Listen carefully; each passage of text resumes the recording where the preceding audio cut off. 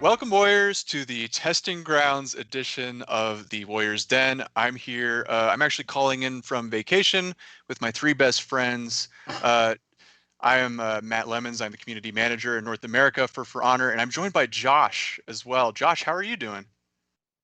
I'm hot.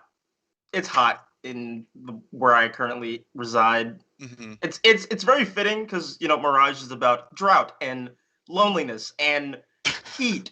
So Yeah. quite fitting for the season so far. But I'm doing well. Hey, look, our UB names are next to our positions. That's pretty cool, right? It's pretty nice. Look Those at are our that. Twitters, I believe. That's not my Twitter. Oh, okay. Well, mine is. We've got a great show today, guys. We are gonna have like an extended segment with JC and Stefan about the three folks I'm on vacation with, They look like they and want to jump you. they're actually protecting me. Orochi's looking at Shinobi like, yo, let's get this fool. Like, get him when he least expects it. I trust them completely, so if that's what happens, that's what happens. I will be unprotected from behind. So we will have JC and Stefan coming on the show to go into detail on all of them and option selects as well. So all the subjects in the testing grounds. We also will be joined by Brian shortly to discuss some updates with the Discord Dojo and the For Honor Fashion Contest we talked about in the last den. And we've got more information about Dominion series coming right up, as well as some date corrections. So please stay tuned, Warriors. Josh, what can you tell us about the Azurus extension that players may see as a button on sort of the left side of their screen there? Yeah, it's over there somewhere, being weird, being chilling. Anyway, Azurus is a Twitch extension that you, as Matt eloquently put, is on your screen right now. We use this to run raffles throughout the show. How it works: we'll pull up some trivia throughout the show. If you get it right, you get rewards called Ubies, which you can redeem at forhonorgame.com/redeem. Hey, Matt. I think What? I asked you this last week, but I'm gonna ask you again. Yeah. What is your position on the bot situation in America? In America, I think I think bots are all right, man. I don't know if they can. Do you think they can win this? Cannot believe you. I cannot believe you said that. I counted. I trusted you. You're supposed to back me up here. In any case, can they win this Azurus contest? Absolutely not. If they did, I would personally put in a complaint to someone. I don't know who. But yes, no, bots cannot win. And speaking of winning things, who wants to know what they can win today? Let's show them. 5,000 winners will receive one scavenger crate, and 50 of you get 20,000 steel. What you gonna do with all that steel? All that steel up on your hero? I'm gonna buy stuff and put it on my heroes, probably. That's what I tend to do with steel, at least. So Warriors will be right back as Brian whooshes in from parts elsewhere. Whoosh! Here I am. I did whoosh. He whooshed indeed. Like a mirage, I appeared. Welcome aboard, Brian. We will ask you a couple of questions in a second. We have a couple of topics we want to quickly cover. First, starting with the Dominion series, and we have some date updates here. Stage 2 qualifier will be on July 10th. Signups are open now at battlefy.com/Dominion series, and the major there will be on the 28th. So I believe we had some incorrect Stage 2 dates before. These are now the correct ones that you see before you. These are the ones we're going to do.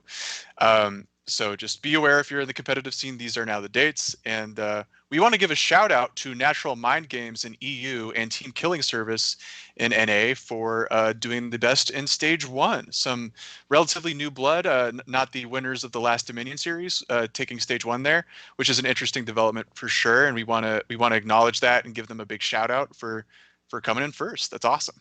Super beefy grats to both teams. Yeah. You guys crushed it. We also have some more dates to update. We have the Covenant Games coming, as you guys know. That will actually be on July 8th, and that's the Carousel of Horkos game mode. We also have the new hero coming, and that's July 22nd. So Covenant Games, July 8th, new hero, July 22nd. Those are the two dates that are updated there. That's the asset we used last time, but updated with the correct dates now. Now, Brian, Thank you so Yes. much for ringing in. What's your update for us on the For Honor Discord dojo? So for the Discord dojo, real quick, big shout out to the dojo staff who were instrumental in helping me put this together. But we're going to be rolling out a structured curriculum. Well, the curriculum we pretty much have rolled out. There's a framework that's already there. It's in the rules and info section of the dojo, so you can check that out and kind of see like what the structure is. But more than that, the mods there have helped me put together a really structured curriculum of what we're going to teach. And big shout out to Stagmatica, who's been instrumental in helping us set up a like streaming and archive service for all of the dojo sessions. So if you're not able to make it because it doesn't work with your like your schedule, but you still want to check out kind of what goes on there, we've got that set up. So we'll have all of the sessions streamed out and archived, and all of the info for that you can find on the dojo. And I just real quick want to give a shout out to obviously Filthy Spaniard, as well as Lord Dem, Normie, Creamy Nutella, Freeze, and all the other Discord dojo mods who have helped. Strato for making everything super pretty. Can't forget him. And so, yeah. And the next thing I wanted to talk about is the fashion contest. Yes. So super excited about this. Again, just a couple quick shout outs to Femipu and Lord Dem for hitting me up about this and sharing some great ideas around it. And I'm looking forward to their contributions on this. But yeah, so we have a date. Sorry, this is coming a little bit later than I wanted. We had some kind of behind the scenes stuff we had to get taken care of first, so we kind of pushed it a little bit. So it'll be July 9th. It'll be right here on Twitch, and we're looking at 4 p.m. So 4 p.m. 4 Eastern. p.m. Eastern. Yeah. Yeah. So if you want to get in on this, submit your screenshots or 10-second videos of your submissions to forhonorfashion@ubisoft.com, or you can use the hashtag forhonorfashion on Twitch or Instagram. And then we'll just grab them all, we'll put them together into a big video. We'll have a party so we can make some popcorn. Bring your roast hat because we're going to roast the good ones. We're going to roast everything. It's going to be great. And then you guys, the community, are going to crown the winner. Bring your roast robes. We're getting fancy. No, so I just want to clear the air on something real quick. Someone accused me of stealing the format from someone else in the For Honor community. That is a lie. I stole the format from someone in the World of Warcraft community. So Okay. That's cool then. Thank you for clarifying that. So yeah, I just want to clear the air on that. No, but it's a great format, and I've seen it done elsewhere, and so I wanted to bring it here. It's just a great way to hang out and spend some time with the community. So that's it for me. So I'm looking forward to that, and we'll see you guys in the dojo and doing some fashion. Awesome. Thanks, Brian, for that update. We look forward to July 9th, and we're going to be the ones sifting through all of your submissions, so that's going to be a whole lot of fun. We'll be right back with Stefan and JC to talk for a long time about a lot of heroes and option selects that will be in the July 1st testing grounds. So we'll be right back, Warriors. Don't go anywhere.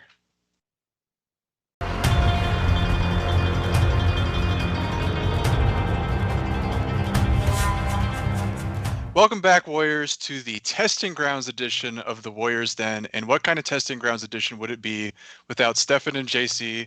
How are you guys doing today? Pretty good, you guys. What about you guys? We're pretty hyped. There's a lot of interesting subjects to get to. Let me just run over the docket real quick. We're going to start with option selects, go from the most exciting subject to Orochi, and then we're going to go from Orochi to Raider, and then from there to the main eventer, Shinobi. So that'll be Sounds a like a roller coaster.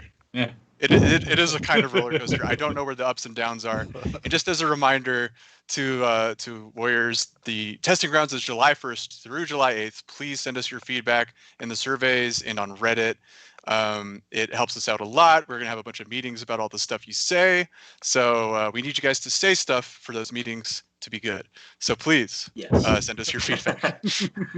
All right. I mean, it might still be not good with the feedback, but it'll be Yeah, more Very good. true. Right. Very true. Okay, we're a variable, but it'll definitely be good if you guys send us the feedback, regardless. All right, so we're going to start out, I believe, with option selects. So Steph and JC, what are they, and why is it important that we address them in this testing grounds? Option selects, big topic. Lots of people talking about it at different levels of kind of interest and knowledge, and what are the effects of it, basically. So let's try to define it in the most basic terms. I'll take my swing, Jason will take his swing, then we'll debate back and forth on each other. Sounds good. But basically, like, you do one input or one set of inputs, let's say, and the system is going to select the option for you. That's why it's called option select. Ooh, Oh! exactly. Amazing. Fancy stuff. My mind is actually blown right now. Yeah, well, I mean, you can think of it like there's a variety of option selects in games, not just For Honor, but in other fighters and other games that you can think of. The effect of them can be big or small depending on how good the options, how much coverage you have with one input, and how kind of good your choice that the system will choose for you is at that level. All right. So I have a question though, Steph. Like I'm really curious because you said something that, you're talking about, like, option selects is basically when you do something, like you do an input or multiple inputs or whatever, and the game selects which option it wants to do. So by that definition, isn't it just a regular parry and option select? Like, you just press heavy and it's going to sometimes parry, sometimes it's going to go through a heavy. I'm glad you asked that question, JC. Secretly, I'm not at all glad that you asked that question, but I'm going to answer it anyway. Yes, ingrained into the core gameplay of For Honor is if you press heavy when an incoming attack is about to hit you, you will parry it if it's actually an attack. And if it was like feinted or something like that, you'll throw it a heavy. So there, deeply in the core of the system, there's an option select for sure. The good part about that one is it's a really sucky option select. Yep. Yeah, because either you get parry, which is it choosing the good option for you, or you'll throw a heavy, which loses to feint guard break, feint light, stuff like that. So Stuff, yeah. Yeah, exactly. This is accidentally the option select I use most frequently, which is just trying to parry and getting parry baited, I feel like. Yeah. Yeah, exactly. I mean, this is how the basic side of it works. It's there all the time. Normal combat is kind of built around like heavy feint, option A, B, C from the opponent versus your. Is it really an attack which you parry, or are you going to be vulnerable in the like? I'm throwing my own heavy, and now I get wrecked by something. Ideally. Right. So it's super important to explain that dodge attacks, like a lot of things that like some players might feel are option selects because they cover multiple options, would be option selects. And like the biggest offender for this, I would say, is dodge attacks. Right. So people feel that, well, if I see something coming up and I do a dodge attack, then I beat feint to guard break in some sense. I beat like the attack. I beat like a bunch of different things, right? The problem with that logic is that an option select like has two different outputs. So that's why like when we do like something we call like parry option selects, and dodge attacks are different, and dodge attacks are not option selects, because when you do a dodge attack, you're always going to do a dodge attack. No matter what happens, the dodge attack is going to come out. Whether you dodged it, whether your opponent feinted, whatever happened, it's still going to happen. Whereas option selects, in the way that we're touching them and we're approaching them, means that you either parry or do something different. Mm-hmm. So there's a distinction between something that's safe and something that's an option select, basically. Well, yeah, and it's basically the idea that like if you have an option select, then two different things are going to happen. Yeah. Like there's two different. It's not about the outcome. It's about what your character is going to do. And in the case of a dodge attack, for example, then you're always going to do dodge attack. When you try to do a superior block light, you're always going to throw that light regardless. It's just that sometimes it'll block, sometimes it won't. So that's not necessarily an option select like that. And by the same logic, you might do a dodge. You might end up having to block something and therefore deflecting it. and then throwing your deflect attack. That's not an option select. It's like the same input would have given you X or Y, but the result was that you got hit beforehand. So I know it's going to be a bit tricky and touch and go with like, hey, why does this not count while the other ones do count? But it's because you would never have got that dodge attack because you blocked the attack, if that makes sense. Yeah. Right. Hopefully. Okay. So let's look at what option selects look like before the testing grounds. So this is a quick video that Max is going to play for us now. So before the testing grounds, this is the infamous zone option select that most people know. We're not going to go into details and do like every other option select we have in the game. But for specifically zone option select, what ends up happening is that right now the Peacekeeper throws out a top heavy, doesn't feint it, and the Warden inputs a zone attack while in top stance. And so if the attack is actually not feinted, then the Warden parries it. And if the attack is feinted, then a zone attack comes out. So that's like the super basic example of zone option select. It works quite a bit. It doesn't feel super good against like unblockable attacks and stuff, because then you don't have the same type of pressure that you would normally have. Exactly. And one thing just in that video that you see is Peacekeeper always goes heavy. Warden always goes zone in both videos. Yeah. The only difference then finally is that Peacekeeper does feint in one and not feint in the other one. But Warden's input is exactly the same in both cases. It's clack zone input. Yeah. So that's it. So that's a really good example of one input performs two different options.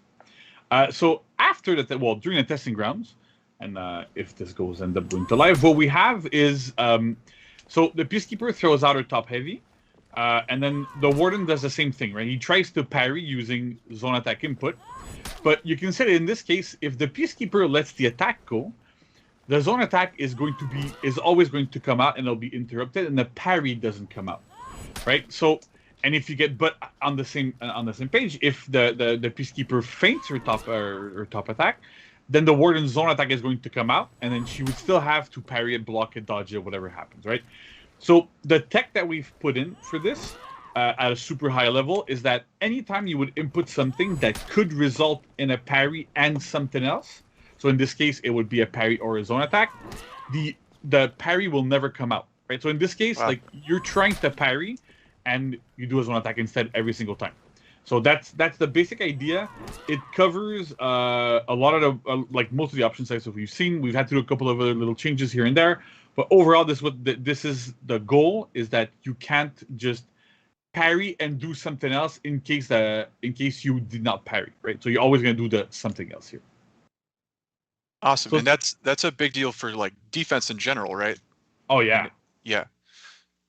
Okay. Definitely, this expectation. Like, if I throw an unblockable attack at a single opponent, the flow chart of what might happen is quite dicey on live, and we think it's quite defender favored with these option selects.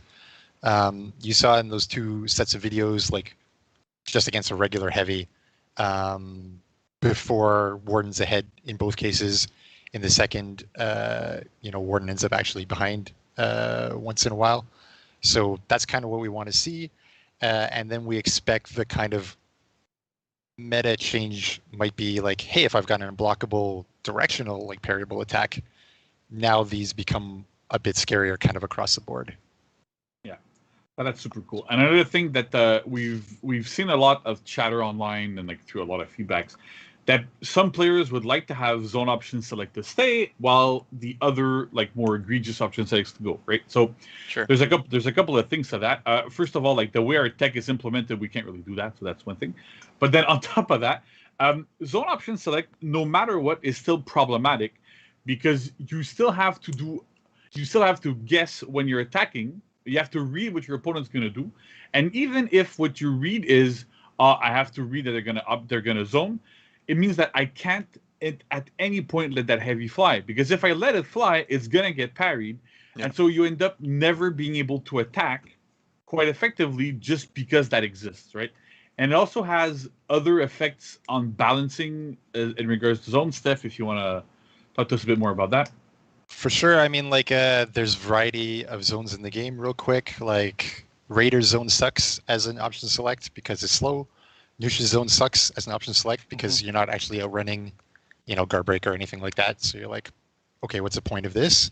Versus the 500 MS zones that are going to beat guard break or something like that by outrunning it. I mean, and then same deal on Blackbriar or Gladiators melee zones, which are quite strong from that perspective. So we're kind of expecting to see the effectiveness of those kind of 3 types of zones come a little closer because of the option select not being there.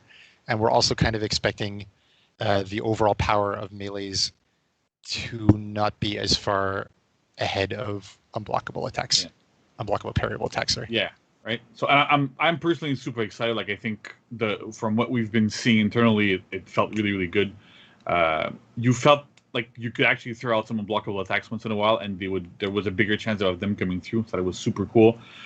And the last thing I want to point out is that if you think your opponent is going to feint, you can still try to throw out a light or throw out a zone or throw out something to interrupt them and make them read what you're going to do if they feint. So this is not a case of, like everything, the defense is super nerfed or whatever. It's just a case of you can't use like zone or like whatever other option select to cover multiple options that would result in a parry. So that's the important thing there.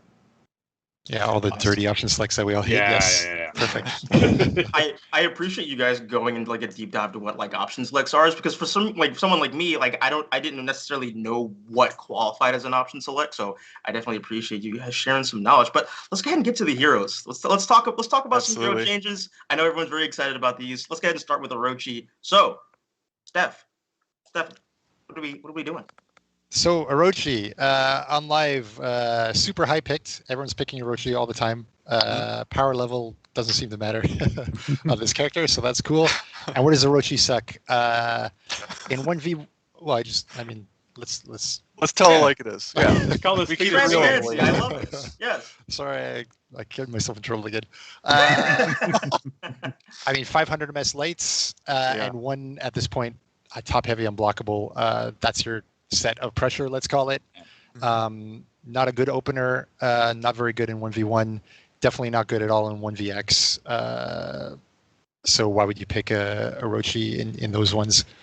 We would like the Orochi to be able to open. We would like the Orochi to be able to hit with stuff once it's in a chain, and we would like it to have some external pressure so it can fight in group fights. That's the idea. I'll throw it over to JC before I get myself reeled. All right. So let's get started. So first change, right? So dodge cancels. So Orochi can now cancel all of his non-dodge attack recovery. That's super important. You can't dodge cancel your dodge attacks. So when they're hit, when they're blocked but not superior blocked, and when they miss into a dodge. So Max has a quick video here we can see. So the idea is like after every single one of your attacks, not just your finishers anymore, you can cancel your recovery into a dodge. You can go side dodge, target swap into other people. You can do a bunch of different things. So that's kind of interesting. So Steph, why would we put dodge cancels everywhere on this character? There's 2 reasons. Like, 1, you become a better group fighter if I can hit the guy in front of me and then dodge something else that might be happening. And then I think as we go through the remainder of these changes, you might say, why is it good to be dodging as an Orochi? Yeah, that's interesting. Okay, yes, let's see. So let's look at the next one. Storm Rush. So Storm Rush has gotten quite a bit of changes. You can now access Storm Rush from both front dodge and back dodge. Before it was just back dodge. So now you can actually front dodge into something. All 3 sides now have 400 MS visible indicators. It was like 3 on one side, 4 on the other, and then I think 6 or 7 on the top. That experiment didn't necessarily super work. And now on top of that, all 3 sides are undodgeable. So that makes a big difference too, because you can't just beforehand you could just block top and then just dodge, side dodge, and you would, like, if you had a static guard character, you would just avoid Storm Rush altogether. And it also now costs 12 stamina to enter and 10 to feint, and there's absolutely no other stamina cost. So beforehand, Storm Rush used to cost a ton of stamina to go into. There was stamina cost at a bunch of places. We've simplified it quite a bit. It's a lot more accessible. It works better. That makes a big difference. So Max can play us a little video while we talk with Steph to go. Why did we do that to go to front dodge, and what's going on with this guy? It's with front, you have a lot more opportunity to have value in group fights, but also you have a lot more value to like be able to run down people who want to dodge or roll out of a combat scenario. So this is cool. I know you might be thinking, hey, with those timings, is it really that good of a mix-up? We'll come back to that later on. I know JC wants to hold off on what is the last piece of this puzzle, but yeah, it feels good to do this at least. I'll say for now. All right, good. So now we're going to look at Riptide. So Riptide Strike was not super good in the past. We had improved it when we did the rework like a couple of years ago, but it still didn't live up to what it should be. So there's a couple of changes. First is 500 milliseconds. Used to be 6, so that's a little bit faster, so that's good. It also now has iframes, so you can actually dodge attacks with it, kind of like what a dodge attack should be able to do. And it's no longer interrupted on non-superior block, which means that you can potentially do it on somebody, and they can't just block top and go, okay, well, you know, it doesn't matter, because then you can still go into your pressure and do that sort of stuff. So that's pretty interesting. AKA normal block, I guess. Yeah, exactly, right? The normal block, like as if it was like a heavy attack or something, right? So we have that video there. So Steph, while that video is going, so why would we do those changes to Riptide? You can see here, like it. You don't quite see in the video, but it's better at dodging, so this is cool. And if it's not stopped on block, this can be quite useful in group fights from at least my experience so far. Yeah, that's pretty good, and also like it helps Orochi add a little bit of pressure, and it's a much better dodge attack. That's it. Like we don't really see it in the video, but it works quite well, quite a well better. Okay, so now side and front dodge lights. So same as Riptide, the only change that we've done with these guys is that they're no longer interrupted on non-superior block. Again, same type of thing. We want them to be able to be usable in group fights and that sort of stuff. And also, like, because they're slower, the idea is that, at least for side dodges, like, normally you want to be able to, like, dodge bashes, and then some characters have, like, recovery super quickly. So even if they're blocked, you can still go into your pressure afterwards, right? Yeah, and remember that you can also, like, dodge after nearly everything, so you're going to be able to access these in your fights quite often. Oh, yeah, quite a bit. And also, like, these are really good in group fights. So next up, we have something a little bit new. Oh my god, what is this? A kick! Everybody has been requesting a kick on Orochi for the longest time. He actually did need an opener quite a bit. So this is what we're doing with Orochi for a bash, basically. He has a front dodge kick, right? So you do front dodge guard break. The attack itself is 500 milliseconds. You can do it at 300 ms into the front dodge, and you can delay until 5. Like a lot of what we've been doing with the past reworks. We find that this timing works quite a bit, and it's not as, it still works. The mix-up that it has still works, but it's not as frustrating as it is with some characters that have it like super quickly. So that's good. And then when it lands, it confirms a chained light attack. So what's like there's a good thing with this, like it's an opener, right? So it works well. But then there's a couple of other things that tie into the whole dodge thing that I would like, that was like in Petiza. So Steph, you want to run us through this quickly? Yeah, I mean, you can see here, it's like, well, if I can tell that Orochi is going to dodge forward at me and then like do a kick, it's kind of in the same boat as, let's say, someone like Centurion. So it's quite good at what it does, but is not necessarily the greatest opener of all time. But you pair this with forward dodge Storm Rush, which means you can't just like dodge roll it on, hey, I see dodge, therefore I'm out, right? The Storm Rush is going to run you down. So actually you have to deal with like, is this a dodge forward kick? Is this a Storm Rush? And Orochi dodging forward is now quite a scary deal. Yeah. So one of the things here that I want to like point people toward, because it might not be super obvious, but it's like one of the big logic behind why we did what we did for these things, is that because Orochi can now dodge cancel every single one of his attacks except for dodge attack, he can actually go and after every one of his attacks dodge forward, go into a mix-up that can loop back into like other things. That's super strong, and that's part of why we did not put armor. I know a lot of players, like a lot of people have been seeing wanting to have like armor on Storm Rush and stuff, and we ended up deciding not to do it, mostly because depending on what attack you use, you have different ways of defending yourself. You can light him out of certain things. After light attacks, for example, you can like you can, if you read that Orochi is going to do something like that, you can like typically light him out of it. But after heavy hits, you might not be able to. So like there's a bunch of different things there. So I would encourage people to really experiment with that and see how you can defend against it, what you can do with it, how effective it is after different types of attacks, and see how that works. So that's super, super interesting. Next up, we have some changes on normal attacks. So here's something that's going to be like probably jarring to a lot of people. We've straight up removed light finisher, right? So part of the idea is that there's a lot of complaints about light spam on Orochi, and understandably, like a lot of his tools were basically just like light, and constantly do that. So now there's no more light finisher, right? But on top of that, to kind of compensate and to also kind of like change his flow up and change the way he works a little bit, is that every single non-bash opener, so basically all of his openers except for Kick, because Kick guarantees a second light, so that's okay. They all guarantee a combo light attack. Before it was just on top light, now it's on every single attack that he has. So he gets a little bit more damage off of every single attack that he does, but on top of that, it also lets him access a bunch of different things. So that's pretty interesting. Side A finishers also have larger trajectories, so you can use them a bit more in group fights. They're still 700 MS, so you can still do like interesting things where like you maybe like you dodge attack somebody, swap target, do a side A finisher, and you can tag a couple of more people. So that's pretty good. And they also have extra forward movement. We've seen that works quite well with some other characters, so we've pushed towards that a little bit. So so Steph, what's your feeling about these? I think it's quite cool. One of the major complaints with Orochi with the 3 500 MS lights is like, oh, light spam. At the same time, it's not particularly effective at high level. So it's kind of like, well, let's dump the move that isn't effective at high level anyway. Give combo lights as kind of an in-chain kind of like benefit. With the idea being like we have the effectiveness at high level and we have reduced frustration at low level. And at the same time, Orochi can do the top heavy unblockable and reach dodge options quite often anyway. So we're kind of hoping it's going to hit that sweet spot of both sides have something useful to use on this kit. Awesome. All right. And so last but not least on Orochi, we have deflects. So we've done a couple of things on the deflect attacks. Previously, Orochi had like a deflect light or heavy. The heavy version was super situational. You would only really use it against like some specific attack that had massive recovery. Sometimes you could like bait some people, but it wasn't super effective. So what we've done is we've straight up removed the heavy version. So you can't really do it. You can't do it at all anymore, actually.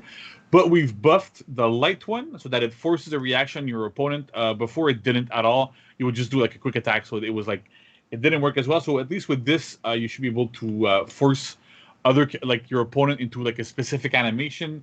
So it works a little bit better. And it also leads to a combo light, like other attacks. So you can actually do like deflect, light, and then go into your top heavy finisher, do it kind of whatever you'd like to do. That works quite well. So you see that the Warden here, when he gets hit by the deflect attack, actually like does a little different thing, like close to what we had with the Hurricane Blast version. So Steph, like one of the things that we've been hearing quite a bit is that like there's a lot of people that are not super happy with the fact that we're putting deflect on the same button as the dodge attacks in general. So why do we do that exactly? So, I mean, there's a couple of things here. Like in this particular case, it's like splitting the functionality into the heavy and the light version was way too situational in the heavy version, in kind of our opinion. So streamlining this a bit is a good thing. In some other cases, is to help out those players where do they have to press both buttons when they do a dodge in case there's a deflect, and otherwise because they want the dodge attack, it can kind of streamline a little bit. Mm-hmm. So that's what's happening here. Yeah, there's a bunch of cases where like you would dodge and you would do, okay, I have a heavy dodge attack and then a light deflect follow up. So in case in case I deflect, I want to do like light and heavy, like super quick, or like guard break or whatever we had. So we understand that like some players feel that it lowers kind of like the skill level, but at the same time it makes things more accessible, and that's generally a good thing. Plus, I mean, it's not that entertaining a skill anyway. If that's what the concern is, it's like, because then you can just like clack in your dodge attacks if you really want. But whatever, I guess. Yeah. All right, so let's high level this Orochi. Yeah. So happy? Moving on. Okay, well, Yes. look, So Raider's been on an up and down trajectory over the years of For Honor. That's for sure. So why are we approaching him again, him or her again, and what are the changes that we're going to bring? Raider, I mean, like, kind of falls off and ends up behind, like, would you pick Raider or Kensei? You'll pick Kensei. Would you pick Raider or Warlord? You'll pick Warlord. Has a little bit on the tool side of both with the melee attack, or sprint melee attack, sorry, and kind of the chain stuff and the laning opportunities. We'd like Raider to kind of hit that sweet spot, being able to attack a little bit more than it is, being able to do the kind of group fight setup that Warlord's able to do, so that you're kind of like, well, if I'm picking one of these two, should I pick Raider? Maybe that's kind of the goal. All right. Nice. Cool. So JC, give us the goods. yeah, all right. So first off, Storming Tap, right? So Max is gonna have a little video, but the idea that Storming Tap is now 400 milliseconds. It used to be 5, so it's much harder to react to. It's no longer interrupted on non-superior block, so you can't just block and just go, oh well, it doesn't matter. But on top of that, we've removed the variable soft feint timing that was causing a lot of weirdo animation issues. On top of not being especially good, because when it was 500 ms. Like, it was still reactable, so it didn't really make a sense. So that wasn't super effective. And so because now it's 400 ms, the variable soft feint timing was not necessary at all anymore. And it also deals damage depending on how it was accessed, right? Because there's 2 ways to do Storming Tap. There's from dodge or as a soft feint. So depending on which version you do, you're gonna deal different damage.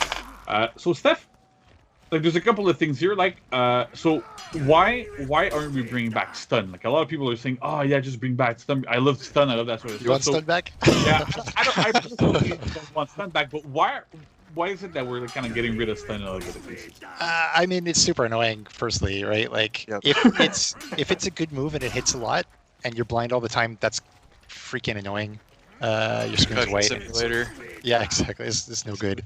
And if it's bad move and it has stun, then why do we have a bad move as like your mix-up? So we'd much rather have it at 400 ms, so it's a good mix-up, and we expect it to hit once in a while, and then not be ultra annoying if it actually hits. So that's the idea. Exactly. All right. Okay. So next up, we have uninterruptible stance timing. So basically armor. So Raiders heavy attacks, especially as heavy finishers, had armor starting super early in a lot of cases, and it made it so that it was really frustrating playing against them. You couldn't do dodge attacks. There's a bunch of stuff you couldn't do because he would just power through them with his armor all the time.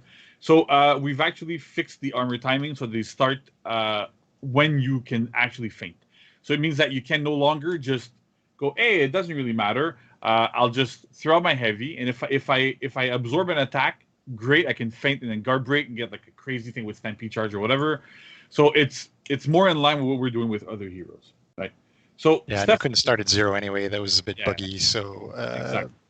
we're doing kind of the same roughly timings as most heroes that get armor. So that works quite well. Okay, next up, zone attacks. So zone attacks, it's one line, but it's a big change. Yeah. Every single one of Raider's zone attacks now costs 12 stamina instead of I think it was like 50 or 60 from neutral and like 35 in chains. It's not always 12. So the idea is that we want to make sure that these attacks feel as if they were like just regular heavy attacks. They're slower. They don't have armor. They're not as good in a lot of different situations, but at the same time, they're big unblockables with big arcs. You can use them in group fights and stuff. So that's kind of interesting. So Steph, part of like, why are we doing that sort of stuff with Raider too? Because like 12 stamina is really low, and what's going on here? I mean, the main choice for Raider is like, do I want to throw a armored attack or do I want to throw an unblockable attack in a group fight, right? Like, there's situations where you need to armor through things. There's situations where you want to hit someone with a target swapped unblockable. That's kind of the idea. If you can't access it, that's your main tool. You're not going to be that useful in those group fights. All right. Next up, we have Stampede Charge. I don't know. Max, do you have the slide? Oh, yeah, okay, there we go. We have Stampede Charge and other light attack, like light and heavy. So we've done a couple of changes to his attacks. So top light and chains is always 500. All of his top light and chains are like the same speed instead of being like much slower as they went. that did not make any sense. So now it's much better. Top heavy finisher is 900 instead of being 1,000. That's to ensure that after like a storming tap or after a bunch of different things, you can actually end up guard breaking someone who's trying to run away or whatever. And Stampede Charge is now 500 milliseconds as well.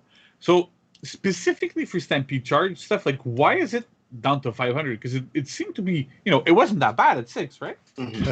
I can think of someone else who's got it at that timing and has a pretty good sprint melee that has its uses. They say, but that's kind of the idea. Is like this is one hit timing at 500 ms versus Warlord, which is like 5 to who knows how long it stays on when you hold.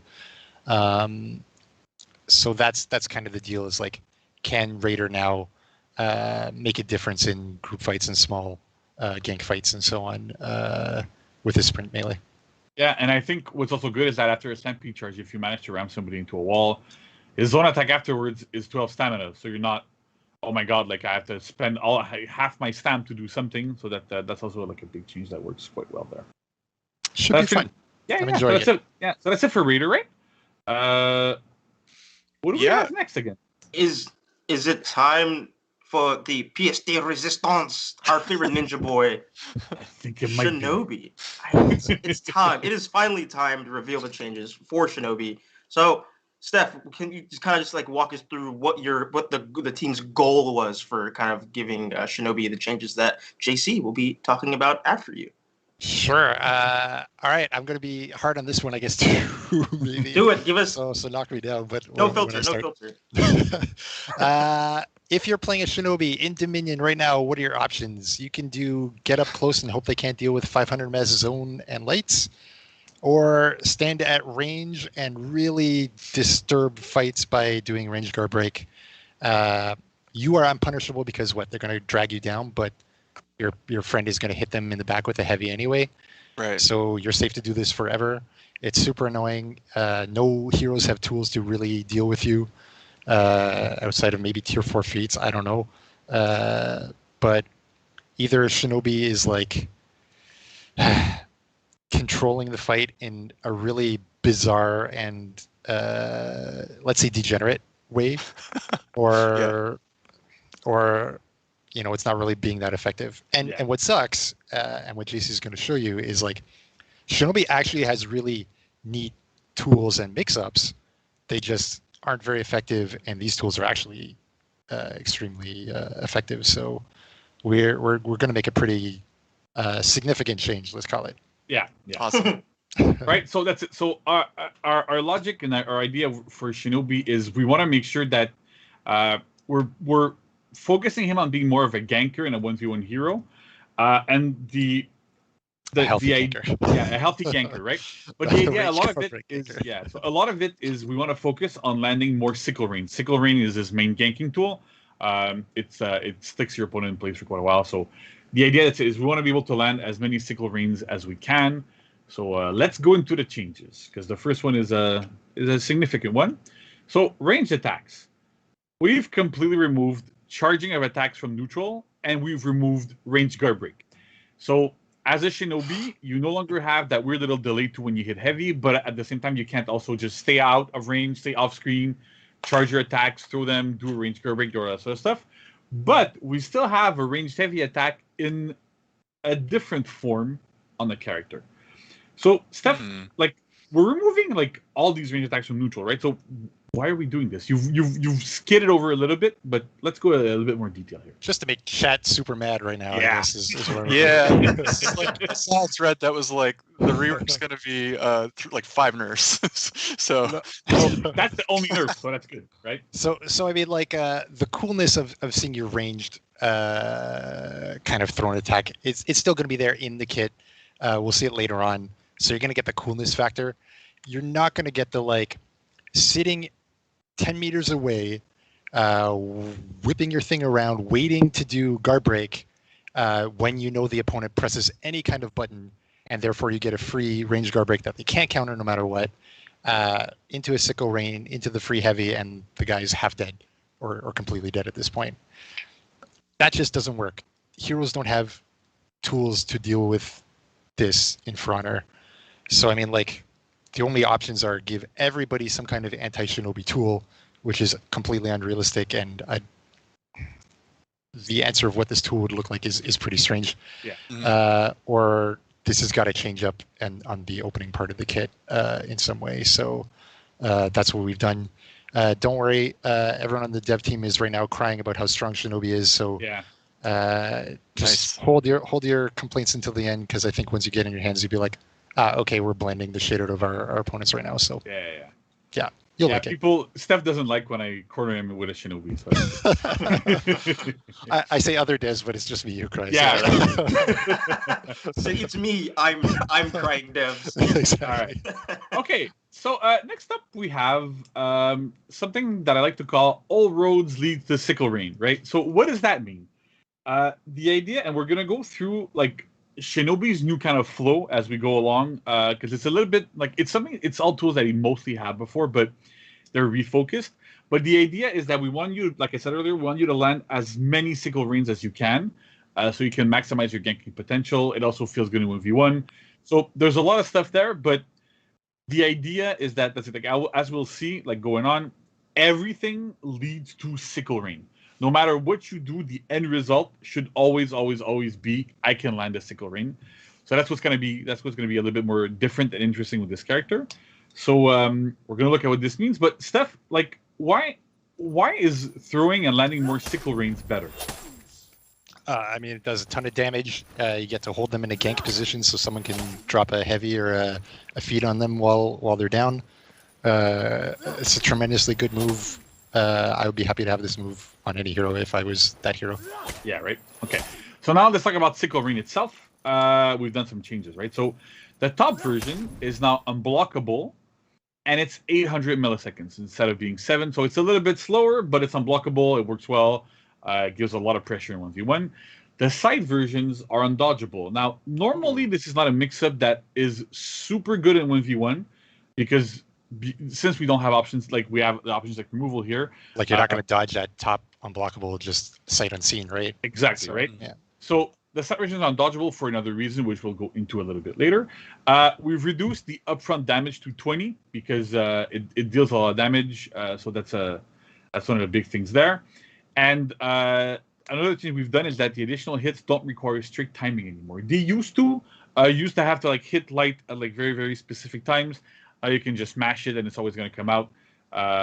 We're kind of getting out of those little like really specific timing things because it increases input complexity without really giving anything interesting. So we can see in the video that's it. So top heavy is unblockable.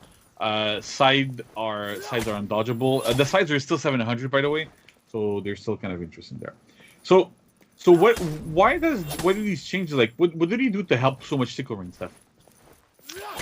I mean, you want to tease like what the other pieces of the puzzle are. I know JC is like addicted to doing it this way. It's like part of the mix-up, and we'll show you the good part of the mix-up later. Yeah. So all I can do is wait, I guess. Yeah. Right. You got to build to the main event. You got to build up to the main event, right? Okay. So next up we have chain attacks, because that's a big part of Sickle Rain as well.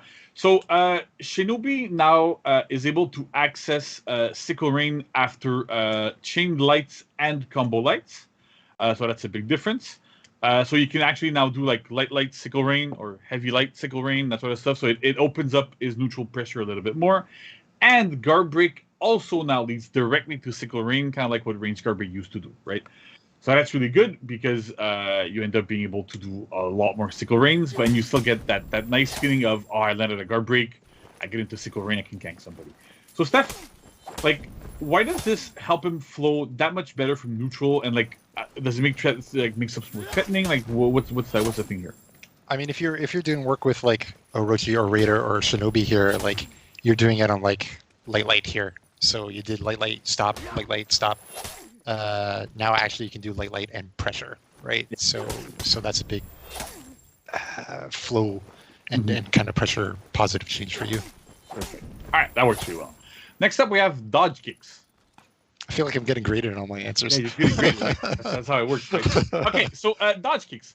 So now you can do your dodge kicks after a single dodge instead of just after double dodge. You can still do it after double dodge, so that's okay. But you can do a single dodge into a kick now. really opens up Shinobi. You don't have like it gives him much better counterattacking opportunities. That works really well, and it now only chains to a specific ranged heavy.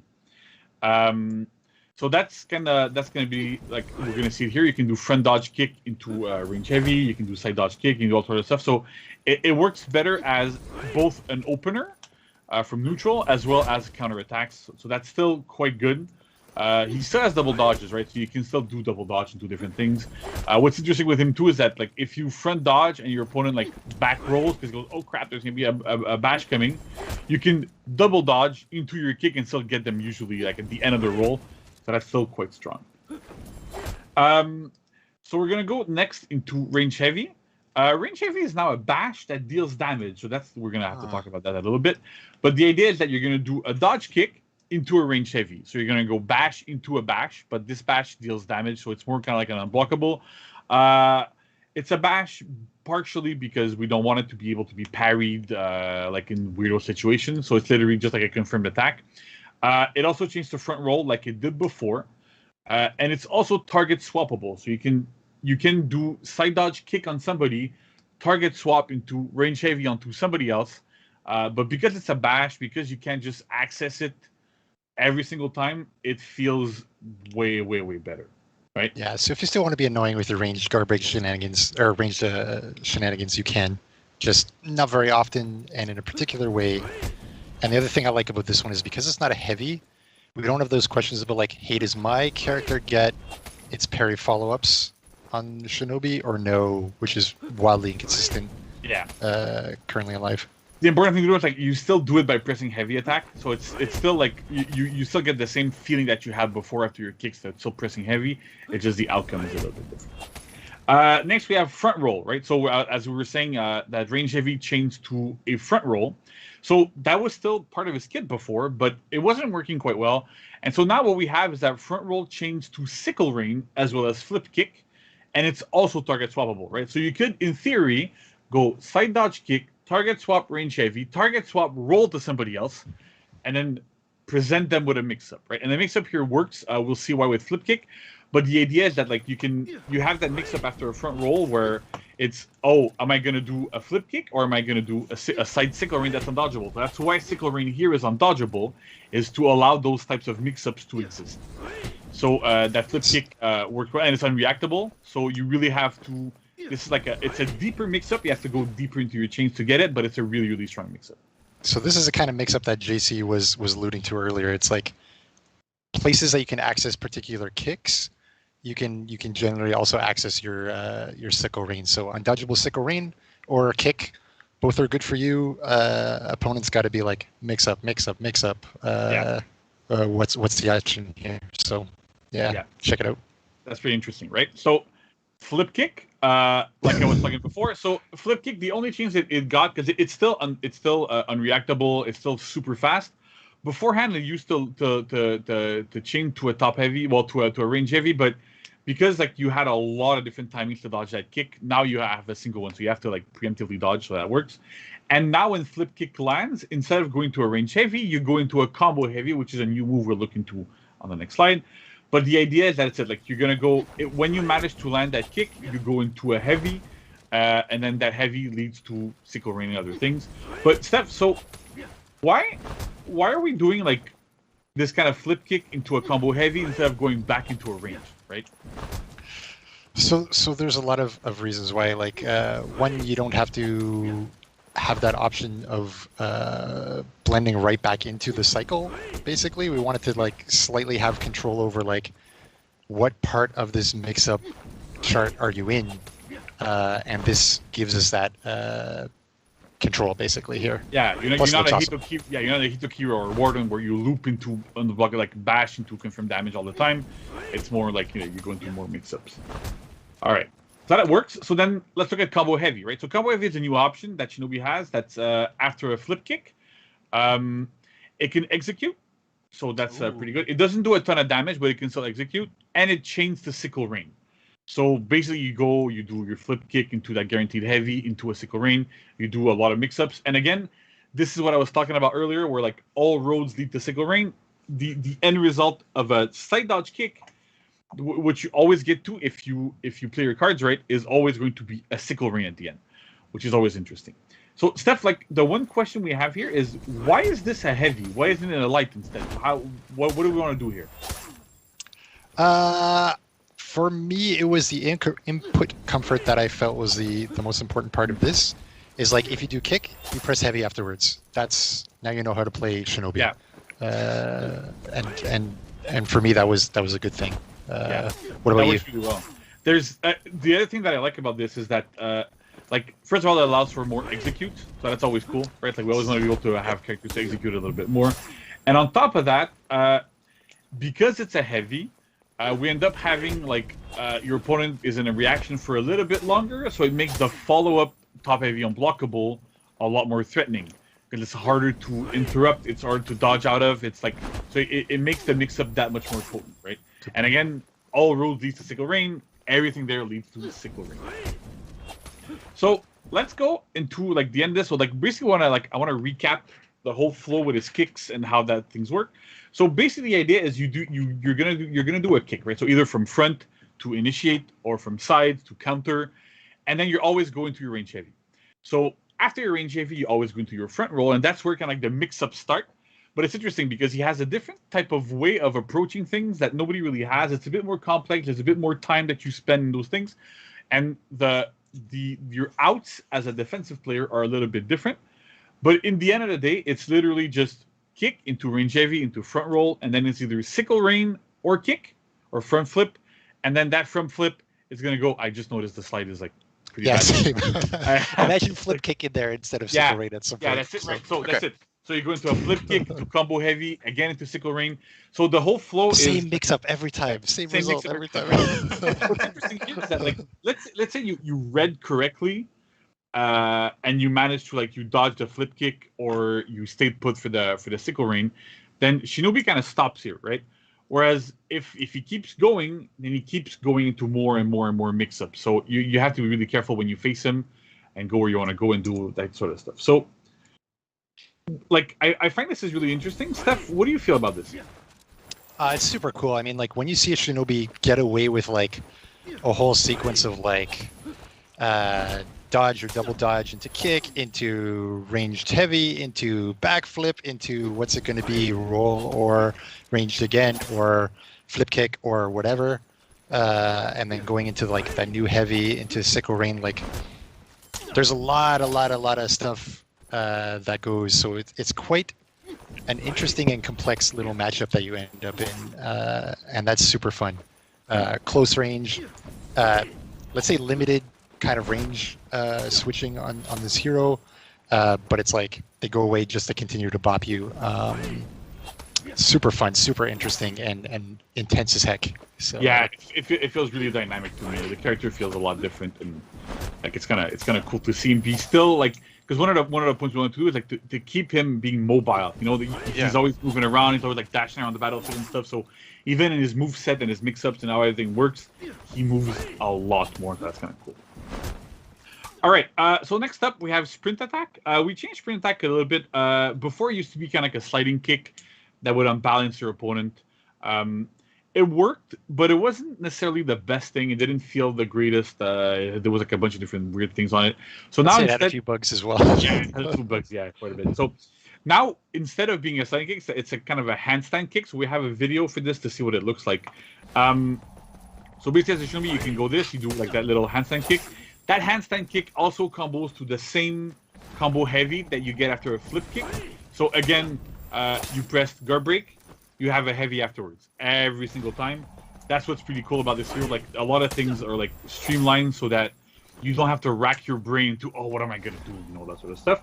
And it also leads again to sickle rain, right? So you do sprint attack into that kick, into that combo heavy, into a sickle rain mix-up. And that sickle rain mix-up works because either it lands or your opponent dodges, you guard break, you go back into sickle rain, right? So you always go deeper into sickle rain. So that works quite well. So Steph, like the big change here is that we removed that knockdown, right? So why did we remove that exactly? Yeah, I mean, like, firstly, it's super annoying. Secondly, it's super janky. Like, there's so many bugs with, like, the multiple hit timings, and then, like, if I hit one, kind of slide into the second one and hit them. Like, so many problems that way. And then secondly, we couldn't get it to flow into this or a similar type of heavy to make a nice re-entry point into this flowchart, basically. Yeah, that's always problematic there. All right, cool. So next up, deflect, parry, and teleport kick. That's a big slide. I'll have to explain because it's a little bit different, but once you get it, it's pretty simple. So first of all, teleport, which is basically Shinobi's deflect attack, you now need to manually activate it using guard break. Before, it used to be automatic, so whenever you deflected with a Shinobi, you would automatically teleport, apply a bunch of bleed, all that sort of stuff. So now you have to do it manually. This might seem like it's a nerf, but it's not, because the idea here is that sometimes you might not want to use that teleport. Now you can choose, so that works quite well. So teleport now changed to teleport kick and sickle rain. Before, it only changed to teleport kick, and it was guaranteed. So teleport kick is no longer guaranteed, so you can dodge it, but then you have that undodgeable sickle rain mix up there. So after a deflect, your opponent has to go, oh, is he going to do a kick? Is he going to do a sickle rain? And then react and read accordingly. And boom, it's another mix-up. It's Exactly, much more fun and interactive. It's super cool. And again, all roads lead to sickle rain, right? All Everything roads. goes to all roads, every single road. Everything that Shinobi does goes to sickle rain at some point in the end. And we have the same logic also for Shadow Strike, which is parry riposte, right? So whenever Shinobi parries somebody, you get a guaranteed, a super quick guaranteed light. And that light didn't used to do much. So now it has the same logic as with a deflect. So you go into teleport kick or sickle rain. So that's pretty cool. Again, you can, like, when you manage to parry somebody, you have that light. Even if it's a heavy parry, you get that guaranteed light super quick. And then you get a free mix-up afterwards. That again goes to sickle rain. So that works quite well. And like I said, teleport kick, it's no longer guaranteed. And the teleport kick now guarantees a range heavy every single time, right? So when you do land a teleport kick, you get that range heavy into front row mix-up again. So that again, like the whole kick kind of like meshes and like goes well together with this. So it works quite well. You get a lot of mix-ups out of all your options basically. So that's quite strong. So Steph, how do you feel about this? I love it. More mix-ups is good. More interaction points is good. All the coolness that you had as Shinobi is still there. But now it's always like, am I going to hit this mix-up and mess up my opponent, or are they going to get to play against me? Versus before, continuous guaranteed stuff is cool, but it's not nearly as cool, I think. So I think when you get it here, you're going to be super satisfied. Awesome. All right.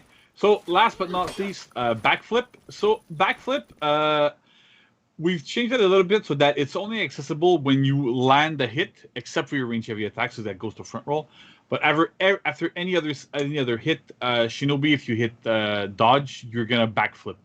But it only works on hit, so you can no longer just go, I'm gonna throw out a heavy at somebody or like an enhanced light or whatever, and then just backflip and get out of trouble. You have to actually land something to get into backflip. So that works well there. It feels more like a bit of an escape tool, get a little bit more range, get back into mix-ups, because said backflip now changed to range heavy, which is a bash. That's also target swappable, so that's pretty cool. And then you can also change to front roll. So you can actually finish a sickle rain against somebody, do backflip, target swap, roll to somebody, or do a range heavy at somebody, or do all these sorts of things. You can do it even on your opponent in front of you, and do all that sort of stuff. So it's pretty interesting. It gives them a bit more options. Before, Shinobi was kind of like you would do backflip to be super defensive, whereas now it's more of a flow thing, and where you can flow to and where you can get to. So Steph, why is this better? Because normally, like, you would go, oh yeah, you can always do backflips. I mean, it's super cool. If you can backflip, you can then pick like, hey, I want to be a little bit away from this person. I can get out of trouble depending on the group fight. I can decide to switch to a new target and start giving them trouble if I want. You've got options. They all look awesome. They actually have utility. I don't know. It's super fun to. Yeah, there's a lot of you decide with this hero now. It sounds like a lot of picking your spots and trying things.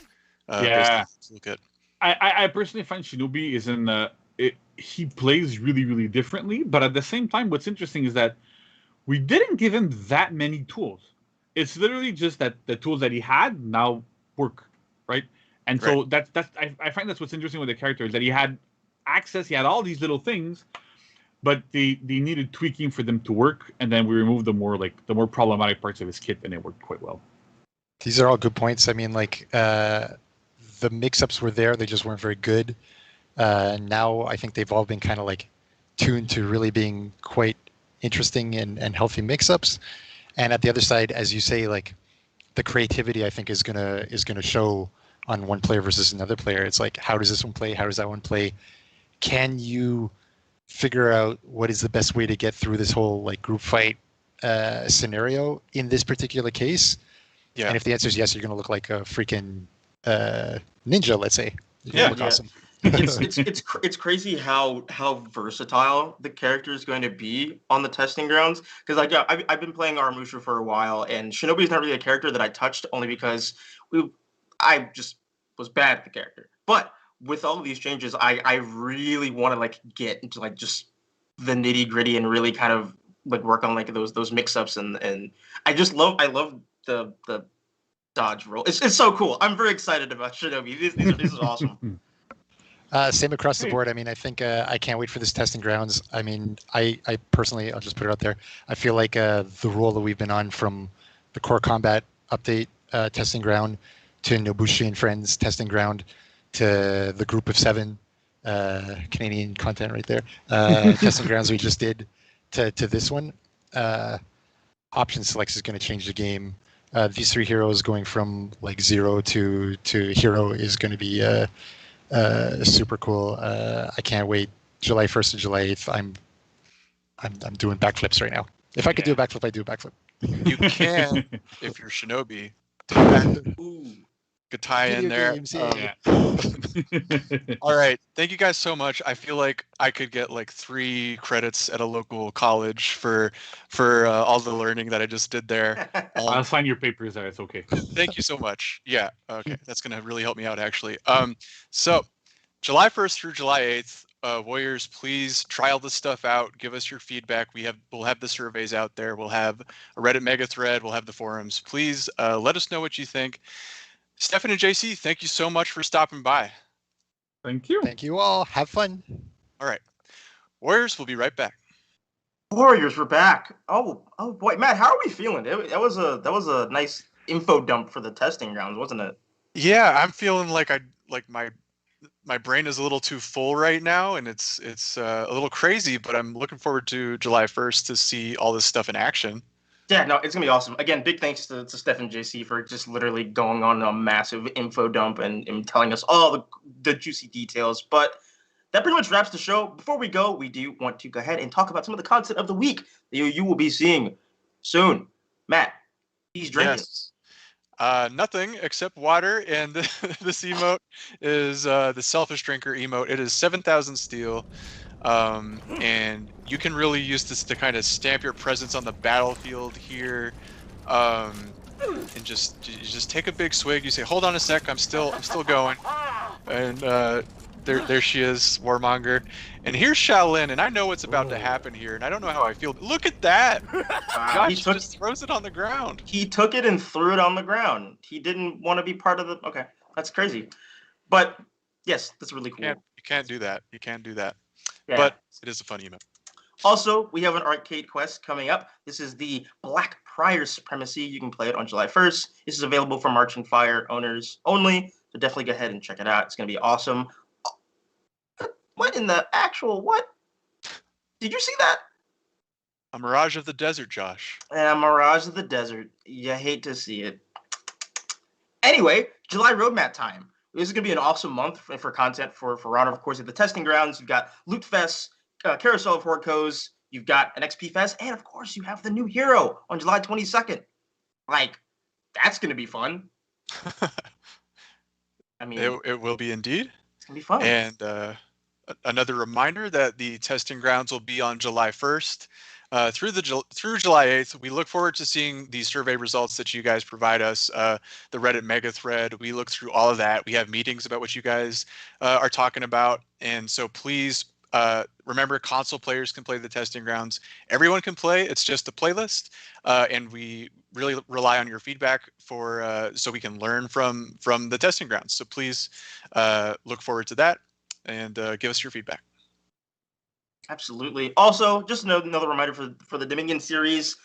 Sign up date is July 10th. You can sign up now. Go ahead and do it. And it is also the major will be August 28th. So definitely you want to get in before all of that stuff happens. And of course, finally, fashion contest reminder. We're very excited. July 9th is the date here on Twitch. Gonna be cool. Get your roast robes. Get your fashion hats. It's gonna be awesome. I'm very excited. Again, For Honor Fashion at Ubisoft.com or wow, hit that hashtag For Honor Fashion. It's going to be super awesome. We are very excited. But Warriors, that is it for today's show. I want to thank everyone for joining us today. Brian, you, Matt, Stefan, JC, everyone who's watching, thank you for joining us. Be sure to follow the channel here on Twitch. If you're on YouTube, hello, hi. Come join us on Twitch because we have fun here and all that good stuff. Be sure to follow all of our social media at For Honor Game, and we will see you in the future. Stay cool. Stay hydrated. Stay hydrated. Drink your water, kings and queens, and everyone out there. See ya. See ya.